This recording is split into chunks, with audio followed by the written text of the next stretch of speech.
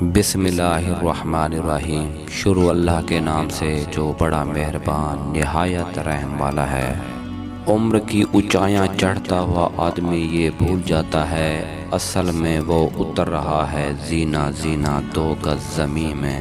جو شخص تمہارے اقبال اور دولت مندی کے وقت تمہاری طرف راغب ہوتا ہے وہ تمہاری مفلسی و تنگ دستی کے وقت تمہاری پرواہ نہیں کرے گا۔ جسے برائی کرنے میں خرابی نظر نہ آئے اس کے پاس نیکی کرنے کی کوئی گنجائش نہیں۔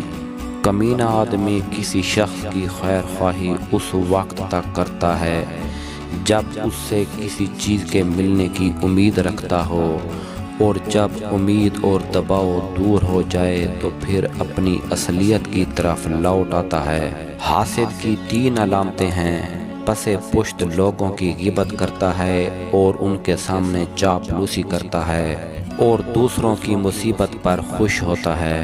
ایسے لوگ کبھی کامیاب نہیں ہوتے جو ایک دوسرے کی جڑیں کاٹنے میں مصروف ہوتے ہیں اور حسد کی آگ میں جلنا ان کا مقدر ہوتا ہے۔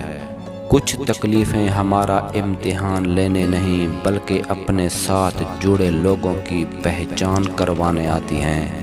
انسانیت وہاں دم توڑ دیتی ہے جب ایک انسان کی مصیبت دوسرے کے لیے تماشا بن جاتی ہے۔